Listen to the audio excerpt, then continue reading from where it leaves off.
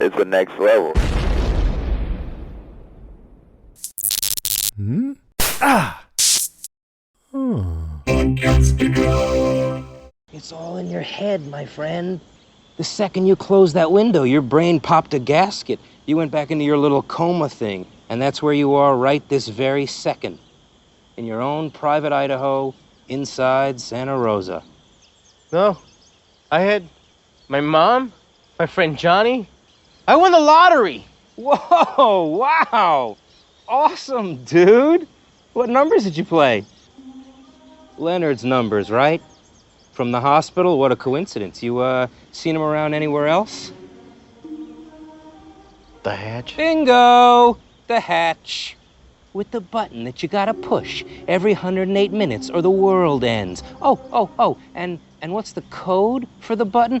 Oh, yeah. The numbers. But I got better. I changed. Changed? What, are you kidding me? Take a look at yourself. You've been on a deserted island for over 2 months and you haven't dropped 10 pounds. How is that even possible, man? I just destroyed my stash. I've been exercising. Libby says it won't happen overnight. Right, Libby. The mega cute blonde chick who magically appeared from the other side of the island. Oh, yeah. And who just happens to have the hots for you.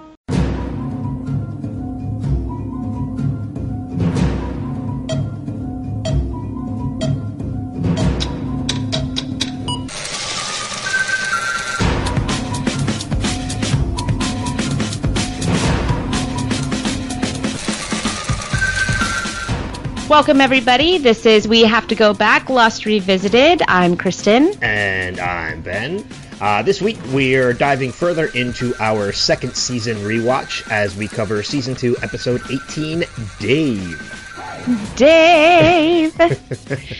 And maybe you are listening to a very different order of voices this week, and that is because I'm going to start leading some of these suckers.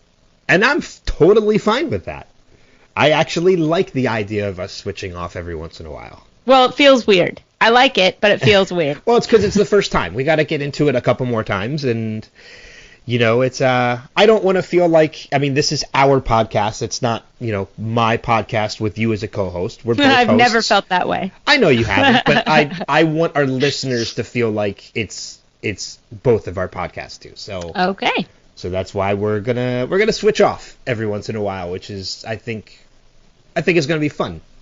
I think it'll be fun, too. Now, you be quiet. It's time for me to talk. Okay. I'm just kidding. Just a quick word about spoilers. We are a spoiler-full podcast, meaning that we do talk about anything and everything that has happened, will happen, or might happen in the entire series of Lost.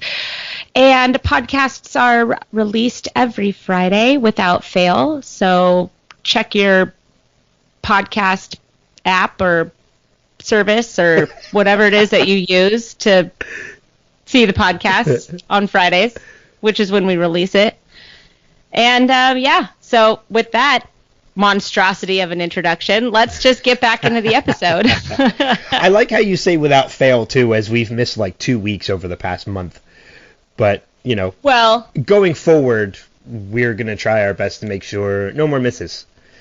So yeah, I needed a break after House Podcast, after Game of Thrones ended. Oh, and I needed it after like talking about 4 season finales for the Arrowverse shows. Yeah, sometimes we need to not talk. Yes, as and I'm sure okay. Our listeners feel about me sometimes. You know, I think that we all get a little sick of each other and ourselves, and it's okay to take a break. I never get sick of you. I'm not lying. It's one of the reasons why, like, every time we record, this is just a little insight in, like, behind the scenes. Every time we record, we're always like, we need to get started right away. There's at least 30 minutes of banter. A half hour later, we're finally starting. Yes, we were actually watching videos of cats and dogs murdering each other down flights of stairs and wagging their tails at the same time. It's amazing the little stupid things we do to get ourselves like geared up for podcasting, but I love it. Me too. So Dave, Hurley-centric episode, and we're almost finished with season 2. What did you what did you think about the episode? It's an interesting episode because I love Hurley-centric episodes just because I love Hugo. And this is one of those episodes that I felt it takes a little bit more of a serious turn when it comes to Hurley. We've mentioned in the past that Hurley is one of those characters that provides a lot of comic relief to the series. He lightens the mood. And there are certainly some moments of that in this episode, but for the most part, there's a little darkness to this episode. I really like that. I love the fact that we got some layers to Hurley this week. It's not just the comic relief and the the lottery thing. It's also that he does have this kind of tortured past, and he does struggle with some mental illness. And as a comparison, Charlie is somebody who has a layered past, but it's always been this tortured, selfish, driven, woe is me kind of attitude. And when you look at Hurley's past, he is absolutely devastated by the things that he's done, either accidentally or on purpose or whatnot. And you can see that he's really come a long way from what he used to be. And I appreciate that. And I appreciate that he snaps in this episode as well. Yeah, I completely agree with that too. And even when it comes to his snapping, I have a note about that, which we'll get to a little bit later. But that was when we mentioned the snap that Hurley goes through. I assume we're talking about when he just attacks Sawyer. This is the best moment of oh the my episode. God! Okay, that's Jin. I'm just gonna go right into that then. Do it. Yeah. That fight scene, while there's a lot of implication behind it, because yes, it is Hurley finally snapping, and it reminded me of a couple different things when I witnessed this. First off, Jin standing there smiling as he's watching it and he's laughing.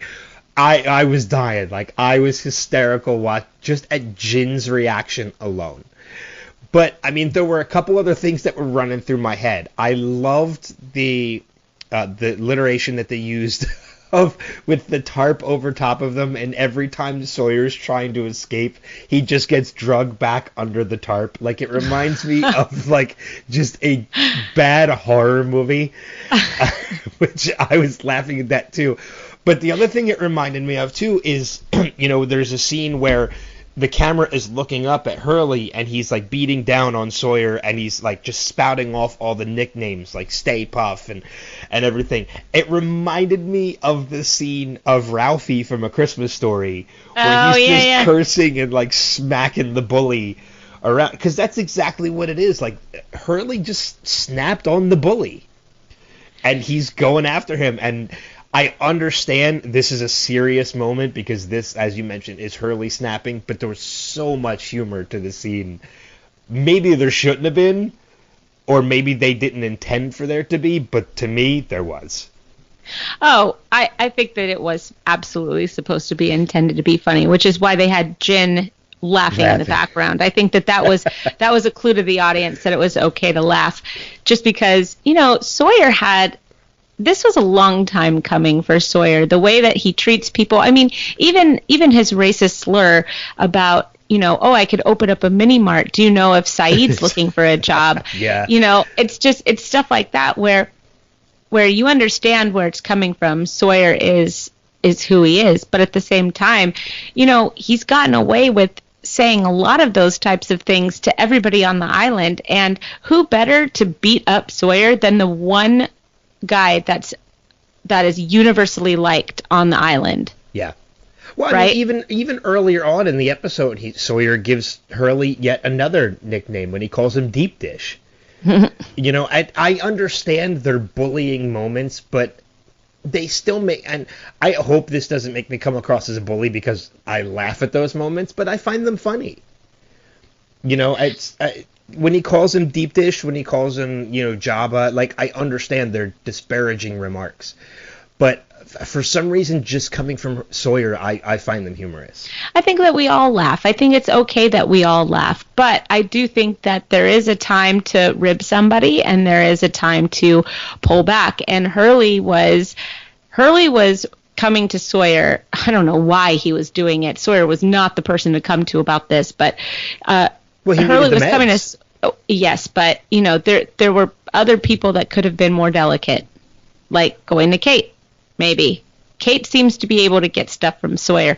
He came to Sawyer so vulnerable that in the past it's worked for Hurley. People are like, okay, we're going to treat you with kid gloves, but Sawyer's going to treat everybody the same, like crap. Yeah. So, it felt so good to watch that guy get beat up. I love Sawyer. I think he's wonderful in every way, but man, did he deserve that ass kicking. Yeah, he did. And like I said, it was just a lot of fun. Other than Jin laughing at it the whole time, I just loved those pulling back under the tarp moments. I just thought they were having fun with that scene. And yeah. Sawyer crawling out and then just getting drugged back under the tarp was just...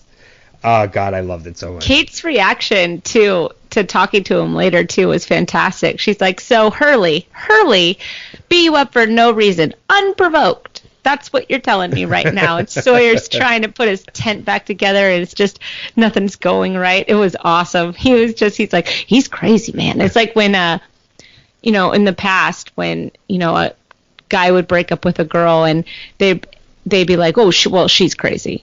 Yeah. Why'd you break up with her? Well, she's crazy. Well, did you do anything? No, she's crazy. Did you cheat on her? Well, she's crazy. Like, it was one of those conversations. So I appreciated that for what it was. Yeah, for sure.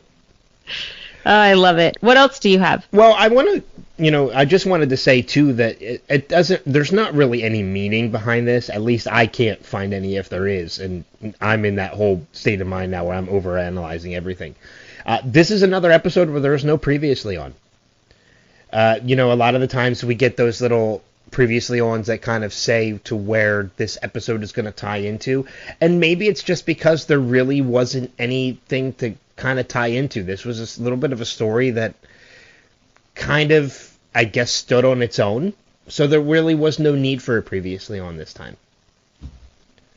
I don't know. Yeah, that's true. It could be a standalone episode. We didn't really need any other background information. I mean, the only thing that I think we really needed to know was what happened with Ben in the hatch, but they kind of summarized that.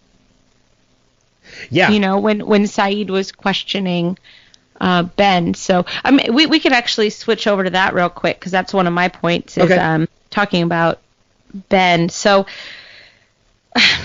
Ben decides to inject a little truth into all of his lies, I think. What do you think about that? In what regards would you say that this time to this episode? Well, he did say, he said that the guy with the beard, who we now know as Tom Friendly, that he's no one, that there is a boss, a he, which we will learn later. Ben is talking about Jacob. He doesn't want to talk about how many people that there are. He keeps changing his story a little bit, but he leaves little nuggets, just little teeny nuggets of truth in all of his lies, and those are the parts that he's really scared of. He's scared of Jacob. He's scared of the boss that he serves, and that's something that we learn much later in the series. So we know that there's something sinister out there, and we kind of get that confirmation, but we also know that Ben still isn't telling the truth. And especially after watching, the whole series a couple times, like so many of us have done, what's interesting is that while he's injecting a little bit of the truth into Saeed and Ana Lucia, he decides to lie to Locke because he's earned some trust with Locke. If that makes any sense. I think I don't really know if it's. I think he knows he can manipulate Locke. Locke is easily manipulated, and because in Locke's mind, Ben or Henry has. I think we can call him Ben at this point. Yeah, Ben has earned some trust with Locke after the incident at the hatch last week, and because of that, I think he knows that he can put all of his manipulation efforts into Locke to get to some sort of an end game that he's trying to work out. But first he needs to save his life. And that's where some of the truth has to come in with Saeed and Ana Lucia. Yeah. And even when Ana Lucia was took the gun away from Saeed and, was like, hey, man, this isn't what we do. Saeed, you need to go. And Ben's like, thank you. And she's like, no, you need to shut up. Well, I find it very interesting, too, in that particular scene. And I think you're right. I think he is the way he is with Locke because he knows he's already in Locke's head. Like, he's already gotten what he needs out of Locke, or he's gotten to be where he needs to be with Locke. In that he's now made Locke question everything. Locke second guesses everything. He's starting to believe Ben, and you're right. He's gotten that trust out of Locke already. But going, back to that scene with Saeed and that whole interrogation, I find it very interesting that it seems like Ben is over his head when it comes to Saeed. Like Saeed, not only is Saeed not believing his lies, but Saeed is kind of confronting him on everything. When he reads that note from Henry off the dollar bill. That shook him. Yeah, oh yeah. And even, that was awesome. Even to the point where, we see, Saeed with the gun. Saeed 110% was ready to kill Ben. There's no question in my mind. This was not a scare tactic. He pulled the trigger. Yeah, and it was because of Ana Lucia that he wasn't killed. He was 110% like, this was not a scare tactic. He was going to kill Ben for not giving him the answers that he wanted. And it's very interesting to note, too, that there have been times in the past where, Ben has spouted these lies and, it's gotten in people's heads, and the final moments of seeing Ben before the door closes or before the camera moves is Ben showing this look of, like, content that he knows he's getting what he wants. After this moment with Saeed, when Ana Lucia closes the door, there's no reason for him, once that door is closed, there's no reason for him to put on a different face than what he's really feeling. And when that door closes, he is frightened. Like, he is shook, as you mentioned. He is scared for his life at this point. Like, he is looking visually relieved that Ana Lucia did what she did, and he is still alive. Mm-hmm. And I think you're right. I think that finally got to him. That he is... and I think that's one of the reasons why when we get that scene with him later on in the episode, and we get to that conversation that he is having with John... He's back to a point where he feels comfortable because, as you mentioned, he's already gotten in John's head. And there's no questioning what he's talking about. He is stern in what he is saying about the numbers and pushing the button. And he is dead on serious. Like, he has to make this believable to John. Yeah, agreed. He is firm in what he is saying. There's no reaction in his face. He's just flat out saying what happened. Yeah, John never should have gone in there. No. And it makes me wonder, does John even... I guess John is just oblivious to the fact that he doesn't... I guess John just doesn't see that Ben's already in his head. Well, I mean, to be fair, we've seen a big setup to this. The writers have set up this manipulation in the fact that a lot of people throughout this entire season have used Locke to manipulate him to get to Jack to get what they want. Keeping Locke and Jack at odds by manipulating Locke against Jack, it has been a tactic of the entire group. So Ben, who is a very good observer and has listened to them for, who knows how long at this point, he's got the magic formula on how to get what he wants, and that's by manipulating Locke. So it's kind of cool to see that this manipulation tactic that we've been seeing in little parts throughout the season is kind of coming to fruition on what the end game of doing that is. Yeah, I can see that as well. You're right. I mean, this is something they've been leading up to for a while. But I mean, even in this episode too, like putting Jack and Locke at odds, I guess I can kind of feel a shift in that a little bit, and I think even Locke can sense a shift in that. Like, I think they've been on equal footing, which is one of the reasons why they've been so, but they've been butting heads as much as they are. But I think John kind of feels like he's lost a little bit of leverage in this, especially because of his legs, with everything that happened in Lockdown last episode. Because now we're getting that scene where, Locke is on the bed, Jack is tending to his wounds, because Jack has to step up as a doctor, even though he doesn't like John or might not respect John. He kind of has to fulfill his obligation as the doctor on the island and tend to John. But we get that moment where Jack even offers like putting him in the wheelchair, and Locke is dead set against it. And Kate offers the crutches, and he takes her up on that. I think he sees that as in, I'm losing my leverage. Like, first off, I don't want to be put back in that position of being in a wheelchair, because that makes him feel weak. Right. And that's totally understandable. But I think it's one of the reasons why he does go into the room with Ben towards the end of the episode is because he feels like he needs to get his edge back. So and you can see the frustration. Absolutely. Yeah, you're absolutely right. I just don't. It was a mistake to do it. Yeah, it was. Well, and Jack to come in and he says, hey, I'm handling it, yeah. John. It's like, Jack, it wouldn't have taken 30 seconds to maybe just say, hey, listen, let me do this real quick and I'll bring you up to speed. But they're both in a perpetual pissing contest. Yeah. Well, I mean, you can see the frustration in John after that moment happens, because, Jack comes out and says, I've got this handled, walks away, and the moment he walks away, like, John is pounding, like, he smacks his hand on the bunk bed. He's frustrated about this. Because he knows that he's losing control of the situation. Like he had any to begin with. I don't think either one of them has ever had control. But I think Ben walked in with control. Yeah, but what I think in regards to that too is while John feels like he's losing control, a control that he never had, I feel like quite the opposite, that Jack feels like he's gaining control. Yes, yes. Mm-hmm. Because he knows John is helpless. Mm-hmm. So this is just going to boost Jack's ego even more.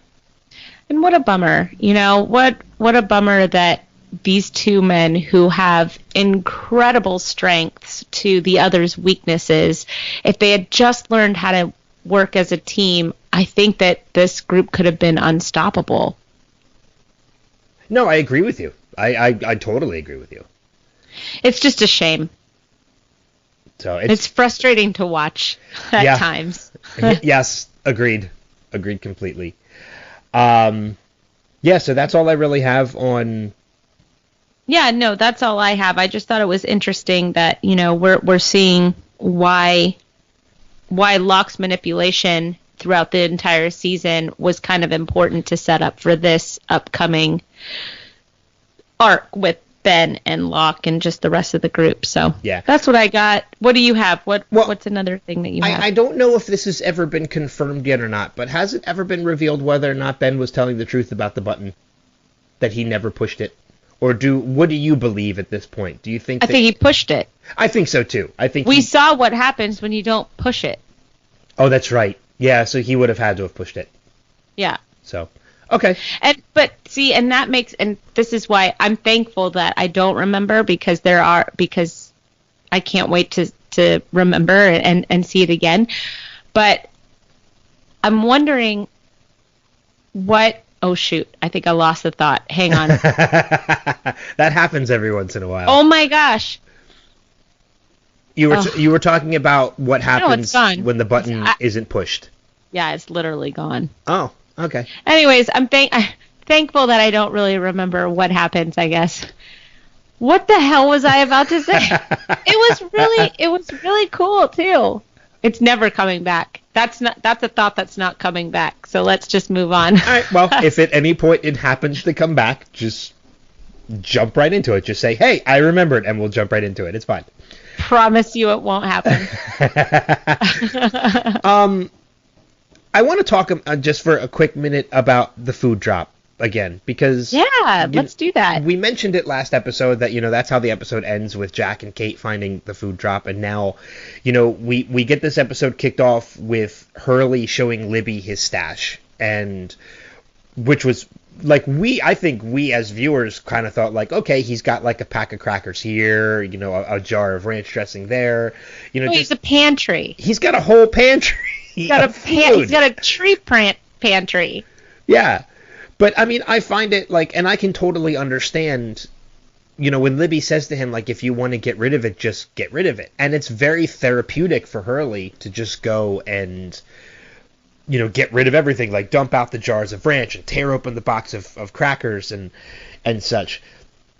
I feel so bad for Hurley just from the start of this episode, because we get moments throughout Hurley's backstory, whether we've got it already or even more. I know for a fact we haven't gotten the bad luck episode of Hurley yet. And I feel like that this kind of reverberates to that episode even before we even get to it, because we find out the bad luck that Hurley has. When it comes to like catching the flight and... Oh, no, we did get the bad luck with the lottery. When he won, like his mom broke her ankle and the house caught fire, and so his grandfather died. We get a little bit more of that reflected. Like he goes through this whole therapeutic process of getting rid of this food, and then what happens? Everybody comes to the food drop, and it's So I have a thought about this. Okay. But go ahead and finish yours, because that was rude of me. Go ahead. No. It's just I found it funny. I found it very comforting in Hurley that he goes through this whole therapeutic session, and then I immediately turn to feeling bad about him because now he has to confront this problem completely over again. So I agree. And I started thinking about it, and I thought to myself, this has a lot to do with Hurley's sense of freedom, with his feeling of freedom. And it stems from when he shows Libby his pantry. They destroy everything. And she says, how do you feel? And he says, I feel free. And then Jin runs through and he's like, da da da da da, whatever he says. And Sun, thank God, is there. And she says, there's something. And we're like, cool, let's follow Jin. And so we all go, and everybody sees that, there's a supply drop, and everybody is, attacking all of the food. And Hurley just looks crestfallen. He looks devastated. He just got rid of the food. He just felt free. He felt like he could move on. And who does he see? He sees Dave for the first time. Yeah. He felt free, and he sees Dave. Now, and then we have the whole journey with Dave. Now, when you look at the flashback, when he's in the doctor's session and he realizes that Dave is fictional, that he's imaginary, and Hurley decides that he wants to get better, Dave kind of like intensifies, right? Mm-hmm. Come on, let's go get cheeseburgers and chili fries, and let's hop out this window, and you have the key in your pocket, and let's get out of here. And it's not until Hurley closes that door that he says, nah, man, I'm staying. Because Dave seems to be like this manifestation of keeping Hurley exactly the way that Hurley is. And I don't know if it's guilt driven. I don't know if it's because I don't think that it has to do with the accident, the porch collapse, but I think that the porch collapse probably broke him down even lower than he probably has ever felt. And Dave probably appeared after that in his catatonic state. But every time Hurley tries to get better, tries to move on, tries to be better, Dave appears. And it's not until Hurley basically says, no, I'm not going to kill myself. I'm not going to go with you. You're a figment of my imagination. And Dave says, well, I'll see you in another life. And he dives off the side of the cliff.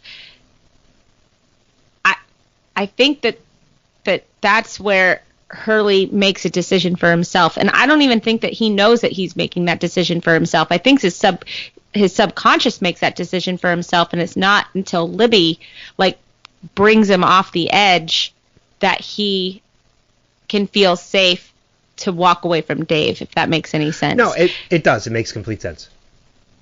So I think it has to do with Hurley feeling free, Hurley feeling like he can grow. I mean, he feels so much guilt over having killed 2 people. Is it 2 people? 2 people, yeah. Yeah, he killed 2 people. That I think that guilt has prevented him from feeling happy, feeling free, feeling like he can have a life out, and that he can stop punishing himself. And Dave is a manifestation of that. Well, it brings up a very interesting question, and this is one of the things that I have in my notes. And I'm going to bring this up, and then I'm actually going to turn it back over to you, because I know you mentioned having this point too, because it leads into some feedback that we got on Facebook. Right. And it provides a very interesting question, because we do know that Dave has existed in Hurley's life before. We've seen that in the flashbacks. As you mentioned, he kind of was manifested because of the accident that happened. But now, you bring up the interesting point that, Dave reappears to Hurley when he's on the island after Hurley realizes that the freedom he thought he had has just been ripped away from him with this food drop. It brings up an interesting question, because we've seen this island do crazy things to other people, and I'll make an odd comparison once we're done with this thought, once we're done with this point. But is Dave manifesting himself to Hurley on the island? Is this a doing of the island, or is this something that is totally unrelated to the island, but it's just happening to Hurley again because this has happened to him in the past? That, I think if you could look at this two different ways, and I think you can kind of see it as both ways, depending on which way you approach it. Mm-hmm. Say that again. Is Dave's manifestation to Hurley on the island the doing of the island, or is this something that's happening because it's happened to Hurley before? Like, is that this absolutely has nothing to do with the island? This is just something that Hurley's having to face again. If that makes sense. Well, yeah, and I think you're right. I think that you can probably run with either. Yeah, I think there's points to both. Yep. But that does lead us into a piece of feedback that we got from Gemma Hall. And she says, I had a theory that the Dave manifestation on the island was the smoke monster trying to get Hurley to kill himself, as he's a candidate. Spoiler for later season, sorry. I love Hurley and Libby's kiss and how she demands that he believe this is real. And the little twist at the end that Libby was in Santa Rosa with Hurley and Dave was never real. But was he? Maybe he was always something. I so wanted Hurley to have some happiness with Libby. He does, but it's short-lived. Okay, so that I saw before I did my watch for this week's podcast prep. Okay. So it was in the back of my head. And I even told her, I responded that I never put that together. And I think that there's something to that. I think that there's something to, because the island has screwed with everybody in one way or another, which is why I never have understood why when anybody sees something in the jungle and they tell somebody about it, like Hurley did to Charlie, or Charlie did to, I forget, somebody else in a previous episode, they all look at them like they're crazy. And it's like, we have all, like, all of them have experienced it. We've all seen that they've all experienced it. So why are you just discounting everybody's experiences in the crazy jungle? Yeah. Because clearly something's happening that nobody understands. I just don't understand that. But seeing as we all know Hurley's role at the end of this series, there is a really good case to be made that the smoke monster is using Hurley's visions of Dave and his past of his visions of Dave to get rid of Hurley. Yeah, I think, again, I think there's points to both. I think this is, this could be a manifestation in Hurley's head again because he's losing his freedom. But there are kind of points to point to the fact that this could be the island. This could be the smoke monster, a.k.a. Cerberus, a.k.a. Man in Black, however you want to approach it. And this is the interesting point that I thought about that really made me think, that makes me lean more towards the island doing rather than this being in Hurley's head. There was an interesting thing that happened earlier on in, I think back in season 1. I don't think it happened in season 2. When we go back to when Jack saw his father, saw Christian Shepherd. There's two very strong comparisons to Christian Shepherd and Dave. First off, Christian Following Shepherd into the jungle. following them into the jungle and leading them to a cliff. Ooh, yeah, you're right. Nice catch. Christian Shepherd did the same thing to Jack. The other thing, they both lost a shoe. Oh my gosh, you're right. It's like the Cinderella effect. Christian lost a loafer, and Dave lost a slipper. Now, did Jack pick up that loafer? I don't remember. I want to say yes. I think he did, but I don't remember. I don't want to guarantee that he did because I don't remember for sure, but I think he did. I'm going to have to go back and look just because, like, here's another thing about this. Anybody that has tactile hallucinations like this needs to be at a real hospital with a neurologist and maybe an MRI machine. Hallucinations that you can touch and feel is not a good sign for your body. No, I mean, and there are many instances of that, especially with, like, Dave slapping him, Dave throwing the coconut at him on the island. But the psychologist or psychiatrist knew that he thought he could touch him because he had his arm around him. Oh, I firmly believe what Dave said, and that doctor was a quack. I believe that. That doctor didn't know what the hell he was talking about. I thought he did really well. The doctor? Yes. Yeah, but again, like, it's... He said, I'm going to show you a picture of you and Dave. That was a reality check for Hurley. Yeah, okay. All right, that made Hurley be able to walk away from Dave, which I think was needed. And then, trying to get him to open up about the porch collapsing. He was gentle, he was coaxing, he really tried, and he eventually succeeded in getting Hurley to open up about it. And I thought that was a really beautiful scene. I cried. I felt for Hurley in that session that he had when he opened up about what happened on the porch. Okay. All right. I take back what I said about the doctor being a quack. I take it back. I agree with you. Yay! You have changed my mind. That's exciting. I don't change a lot of people's minds, so that's exciting. Yeah, so I mean, it's just... I think a debate could be made for either point, in that whether it's Hurley's doing, this is in his own mind, or if this is the island's doing. But I think there are some strong points to the fact that this could potentially be the island doing this. And I think there are even stronger points, and I'm going to save this for a little bit later, because I mentioned to this while we were prepping. You mentioned the candidacy element of things. Mm-hmm. And I think there are some really... I mean, I can get into it now if you want me to get into it now. Sure, go for it. I think there is some strong... And we're going way ahead. We're going to, like, Season 6 territory now. Yeah, so if you don't want to hear about this, then just skip ahead. But I think there are some strong... this might be me overanalyzing things again, but I think there are some strong elements of foreshadowing, not only to where this series is going in this episode, but how this series ends in this episode. Lay it on me. And it has to do with the accident of the deck collapse and the two people dying. There are three numbers that we have to look at too. There are two people that died, which that's unfortunate. Those numbers don't have to mean anything. However, the deck was built for 8 people, but there were 23 on it.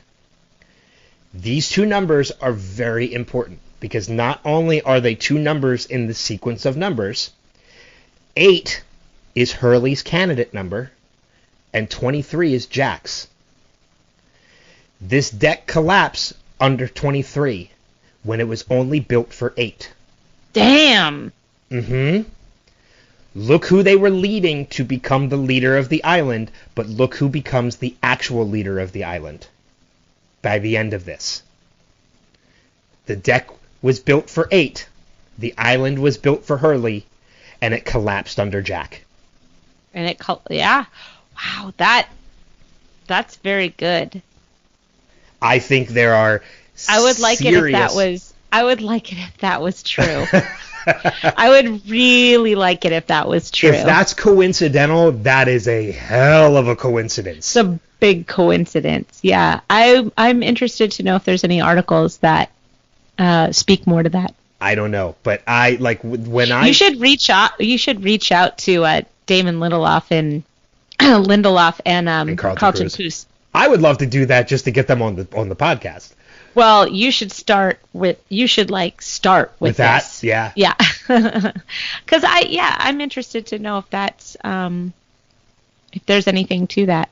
Again, if that's a coincidence, that is a hell of a coincidence. Because that is one of those things that when I picked up on that, like I seriously got chills. That's very cool. Yeah, my stomach got excited. And it's funny to me that there could be potentially foreshadowing for how this series ends in season 2. So maybe you could say the Doctor wasn't such a quack after all. I already said that. I'm just saying, but even with that. Well, did you happen to notice what the picture on the wall behind Hurley was when he's sitting in the office? I did not. Doctor? It's an island. Oh, of course it is. Of course it is. I was just going to flat out guess that, but I didn't, so I thought I'd be honest. I think now this one I did find online. This one's not me, but one of the interesting things I found too is that when Hurley is this is going back to Hurley's flashbacks again, when he is in the mental institution and he's sitting at the table with Dave and you can hear Leonard in the background spouting the numbers. 4, 8, 15, 16. He always says 8 at a higher volume than the other numbers. And I've gone back and confirmed this. Anytime he goes over the numbers, 8 is always with more emphasis and at a higher volume. Which again goes back to Hurley being candidate number 8. That's true. That's interesting. I really like that. I hope that that's true. I really do. I hope that that's true because that puts it all into a little bit better perspective for sure. Yeah. Especially for the haters out there. So yeah, I mean, and that's the thing. Like we've talked about that before, and that there are still people out there that believe they didn't know where they were going with this series. And in the further and further we go in our rewatch and analysis, I deny that completely. I think they knew. I think they might have got lost every once in a while, no pun intended. But I think they knew how this series was going to wrap. Yeah. Yeah, I mean, it's nothing like Game of Thrones. Fucking threw darts at the cast and said, let's go with that. Oh, God. Who should be crazy? Throw a dart. Who should rule? Throw a dart. All right, put it together. Don't tell Jason that.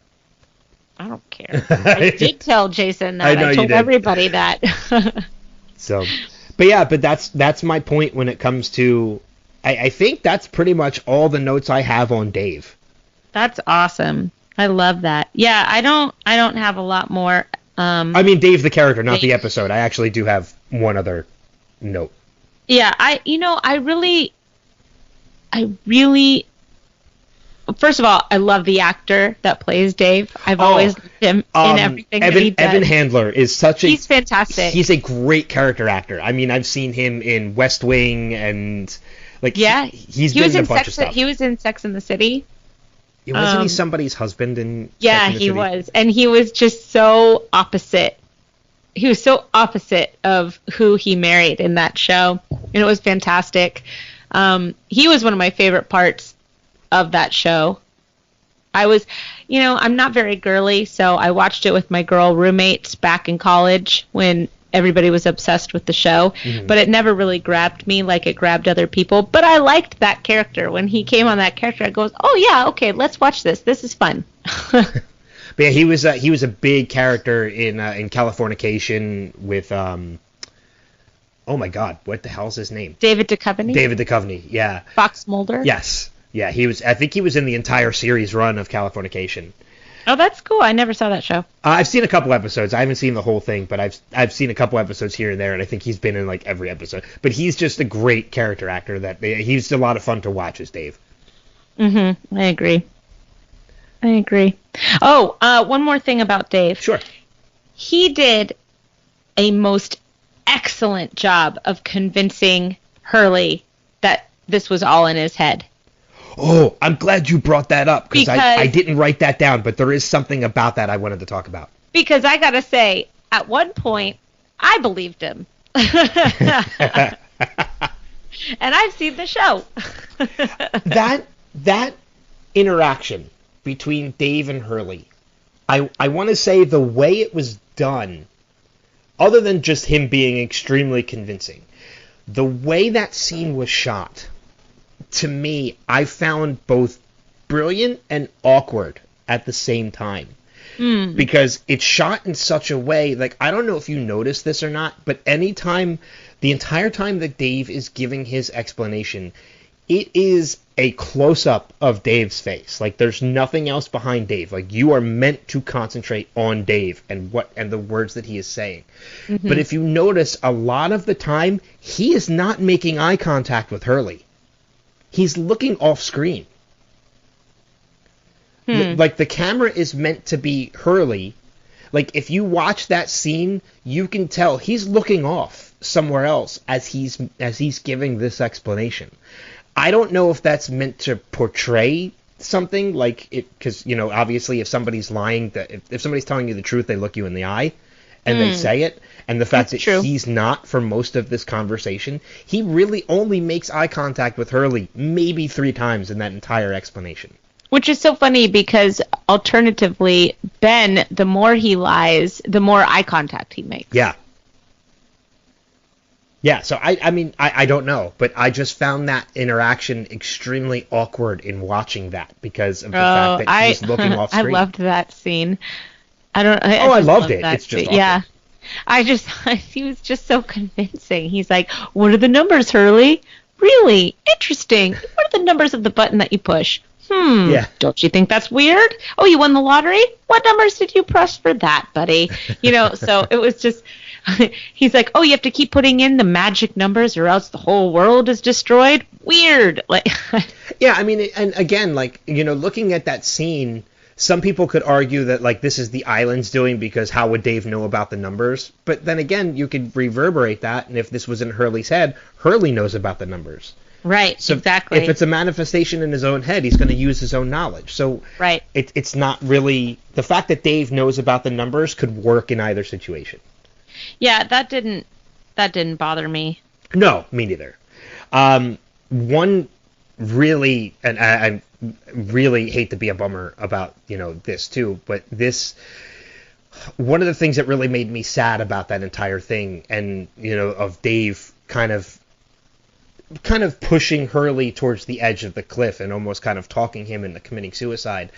It was kind of a downer to me because it really made me think about, like, what really goes through the head of somebody who's approaching that moment in their life. And it really made me, of all people to think about, it made me think of Robin Williams because that man, like, he was a hero of mine, and it was a sad situation where we found out later on that, yes, he did commit suicide, but there was some kind of chemical imbalance that made him do it. Like, and it made me think about what really goes on in the head of somebody before they do this. Because let's just say Hurley had jumped and, committed suicide. What does everybody else think about this? Like, nobody else but Hurley would know what was going on in his head before it happened. So isn't that the case for just most people too that decide to do that? There is a study that was done for people that jumped off of a bridge or tried to commit suicide and lived through it, and I think it was a high percentage of people that said as soon as they jumped, as soon as they laid down or whatever, they realized that their problems weren't that big and that it was the wrong decision. Yeah. And I thought that was really interesting. No, I agree with you. It just, again, it made me just kind of contemplate a little bit, like, what really goes on in the head of somebody before they do that. And I think this episode, if nothing else, is a good representation of that. That you just really don't know. So, that's all. I just wanted to kind of bring that up. Okay. I don't. I have like maybe two other notes. I don't know. Yeah, I have the only other thing I have is that you kind of realize in this episode that Ana Lucia has made it to the inner circle, and whatever the inner circle is at this point, right?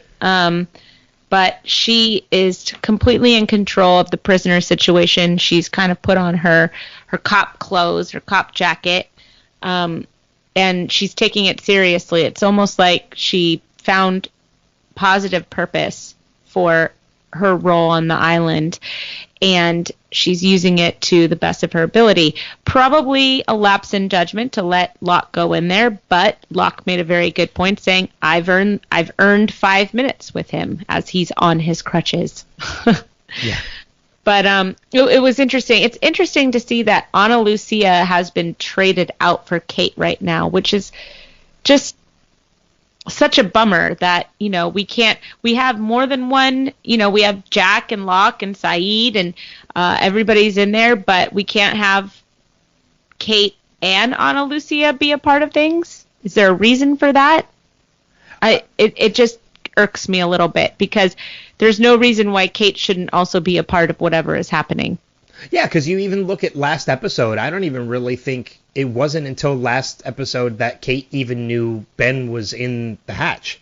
Right. So she's been kind of left out of that inner circle ever since Ana Lucia came over. Yep. It's kind of bothersome. Even before Ana Lucia was even included in the inner circle, Kate was excommunicated from it. Well, because, Jack's little feelings were hurt. Little feelings. Are you talking about his feelings, or do you mean his His testicles? little feelings were hurt. Kate might not like him as much as she likes Sawyer. Boo-hoo. Ugh. I hear you, though. I really do. It's just, it's an interesting, and it sucks because we're really closing in on that point of the end of her story, and the more Ana Lucia was never really a character I really liked before this rewatch, and now that we're rewatching and we're kind of analyzing things more, and we're kind of diving deeper into her character, the more I'm actually getting disappointed knowing what happens to her. I love Ana Lucia. I love Michelle Rodriguez. I love Ana Lucia. I just total fan, and I hate it that she's not on the show longer. Yeah. Hate it. Hate it. I mean, and it's kind of a little refreshing to know that it was meant to happen and not something that I was always led to believe that happened because of things that happened in her personal life. Yeah. So I guess that's a little bit more comforting to know that this was always her character arc, but it still sucks that it happens. Yeah, there's a couple of characters, throughout all of television that I think are kind of like that, where you really love their character and they weren't on long enough. I can think of one on The Walking Dead that I'm thinking of that immediately comes to mind. And he suffered a tragic death in a turnstile. Oh, yeah. And I just didn't think that it was his time to go at all. So there's all of these, but I think that that's kind of reminiscent of life, There's a lot of people that die young before their story is told, and it's heartbreaking and it's horrible, but it's kind of what happens sometimes. Yeah. Yeah, I mean, and it's, if you don't mind, I kind of want to use this as a jumping point to my final note. Sure. Of the episode. We're talking about characters whose times are kind of run short on the episode, and I want to make quick mention of the absolute sweetheart that Mr. Echo is. Oh, Echo is back! In this episode, because we see him building something, which we are going to find out what that is. I think before the end of the season, we're going to find out what it is. But I just loved it. He's a man of few words. As we find out, there's a time that he doesn't even speak. There's like a number of days he doesn't even speak earlier on in the season. But even in this episode, when Hurley comes out of the jungle and asks, it's, did anybody see a man in a bathrobe holding a coconut? Of course, Charlie makes the sarcastic remark, no, but I saw a polar bear on rollerblades holding a mango. Echo is such a sweetheart in the fact that he just walks by and just kind of, in few words, comforts Hurley a little bit in saying, I didn't see anything. Like, all he did was answer his question earnestly by saying, no, I didn't see anything.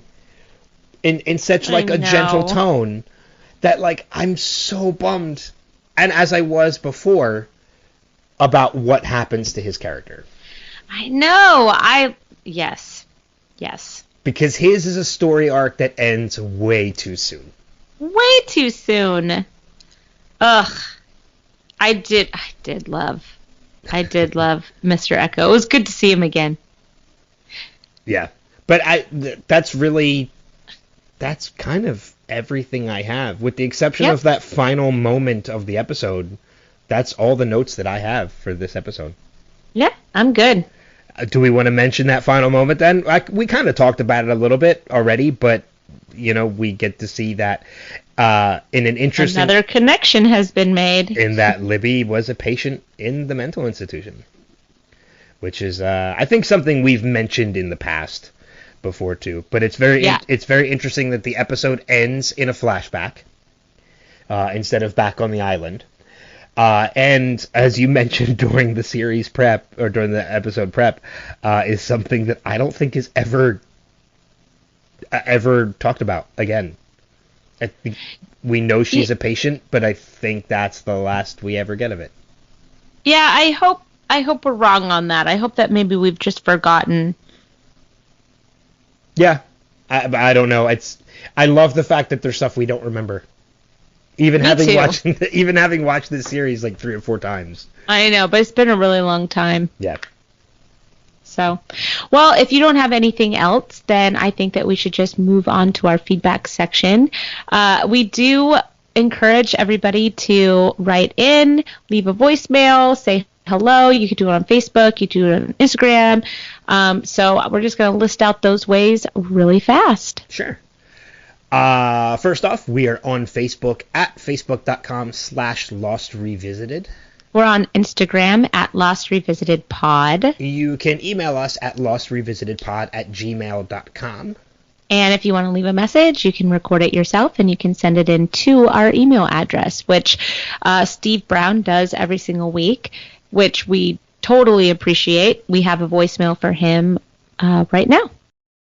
Hello, Ben and Kristin. This is Steve, and I just want to give you a few notes on Dave, the Lost episode. I'm probably not going to watch it again. I like the episode. It's not one of my favorite, not because it's not a good episode. It's amazing. There's some things that trigger in it for me, and so I had forgotten, to be honest. I'd completely forgotten about this episode until it started airing, and then the things started coming up. And really the 2 biggest things for me were just, it just broke my heart when Dave was taunting Hurley about his relationship with Libby and that whole thing of oh yeah, and she likes you. It just cut me to the quick. It's one of those scenes that really just bothered me. And also just the reveal of the accident that Hurley caused, because no matter how long you go, even in an accident, if you cause the death of another human being, it's powerful. And so that's all I got for this one. Can't wait to hear what you guys thought. I'm sure there's going to be a lot about this episode. Of course, the big reveal of Libby being in the hospital with him at the end, and just wishing that we could have got more of that relationship, because I think there was really something great there that we could have seen. It's unfortunate that off-screen things robbed us of that relationship. Anyway, talk to you later. Oh, Steve. Steve, I love the way that you feel things deeply. And I'm appreciative, as I'm sure you are too, of the fact that, even though he feels those things, he still leaves us feedback. Yeah. You know? I love it. I love it, and I like it that you allow yourself to be vulnerable, Steve. So thank you so much for sharing that. Yeah, Cause, absolutely. Because I think that Hurley's self-esteem is a big factor of this episode. Maybe we didn't give it enough coverage in this episode, but the best thing about Hurley is that he ends up being such a strong character, and he continues to persevere, and he continues to grow. He's one of the characters that does actually grow over the series. A lot of characters remain stunted, I think. So any Hurley centric episode is always good for me. I loved this episode. It's one of my favorites. So yeah. No, and I agree with you completely. This is a fantastic episode. It's kind of one, as we mentioned a little bit towards the top, kind of stands alone a little bit, as there really was. Good point. There was no previously on and such, and I can understand Steve's point as to why there's things in this that could affect different people a little bit differently, and I think we kind of touched on that a little bit, with my point making comparisons to Robin Williams and such. So, yeah, it's just, it's a great episode. We understand, from people like Steve's point of view that kind of, it's not a favorite, but they still think it's a powerful episode. So, yeah, it's nice to see even, 10 years ago, 12 years ago that, they were still making cutting edge content, right? That's kind of, mental illness is not something that we have talked about openly as a society for too long. So that was still kind of considered to be a taboo subject. It's not so much anymore. I think we've made really great strides in talking about mental illness especially in our country, with veterans and with, in consideration of a lot of school shootings and government building shootings and nightclub shootings. And, there's just there's a lot that we now feel that we can talk about. And it's nice to see what the early content was. And I think that this was one of them. Yeah. I agree with that too. And on that note too, I want to, and I hope you don't mind me doing this, but we talked a little bit about like suicide and things like that. And I just want to personally say, and I'm sure I can speak for you on this, that if any of our listeners are ever feeling like you're going that route, I feel bad for taking this kind of a turn, but I feel like it needs to be said after some of the topics that we've talked about, that if you feel like you're in that kind of a crisis, please reach out to somebody, even if it's myself or Kristin, through messages on Facebook or whatever. Or if you're that down in despair, you can always reach out to the prevention hotline, which is 1-800-273-8255. So, nice. We'll put that in the show notes. Yes. Yeah, absolutely. So. But that is going to do it for this week. Next week, we are covering Season 2, Episode 19, SOS. It's a Rose and Bernard episode. I'm so excited. I really am excited about this one. I am too. I love Rose and Bernard, and I love it that Bernard gets a hair up his ass to even do this. So it's really fun. And just like we do with every episode at the end, we do ask that you check out our other podcasts at the Next Level Network and on Podcastica. Ben, what do you have coming up? Well, we are officially in our summer episodes of the DC Primetime Podcast, in which this past episode we did our reviews of the new Swamp Thing series, which just debuted on DC Streaming Universe, which was amazing. It's straight up, it's a horror television series, which means you'll never watch it.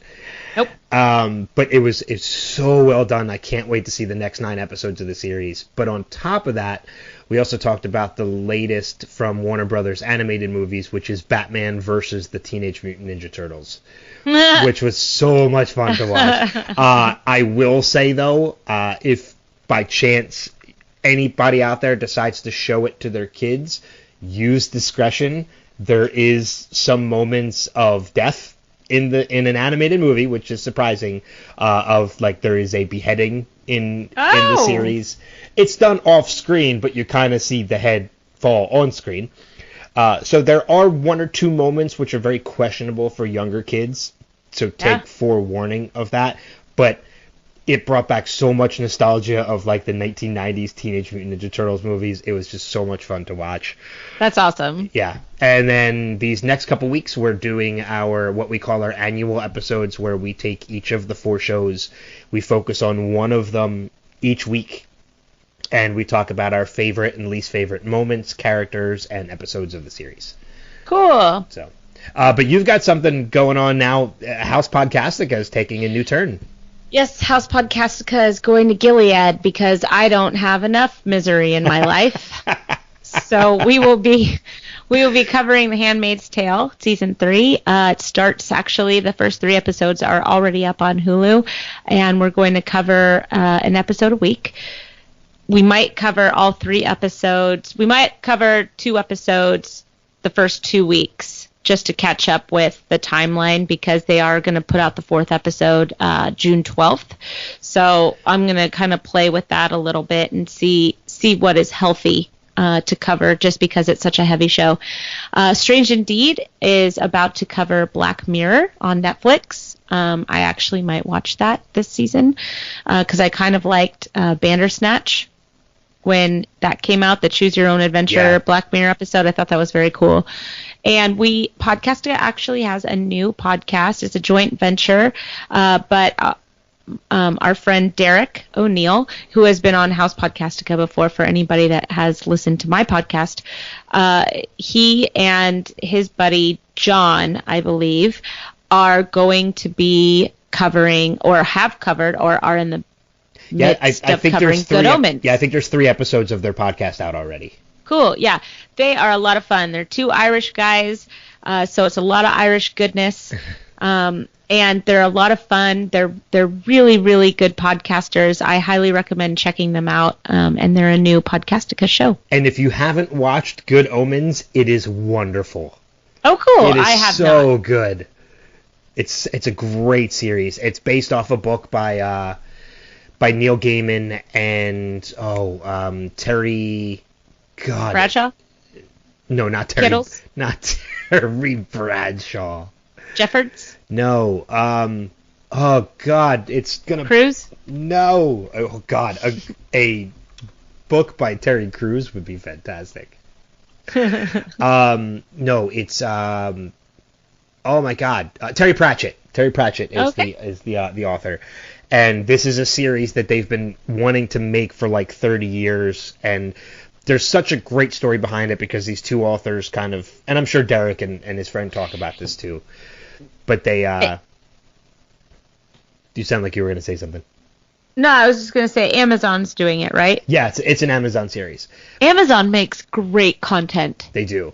But great content. The reason why this series is so great is because like they wanted to make this a series for like 30 years because that's how long the book's been out. And unfortunately, Terry Pratchett passed away before they had an opportunity to do it. So Neil Gaiman made a promise to him that he would. And Terry Pratchett had always said that he would be there front row, like with a bag of popcorn to enjoy it when it debuts.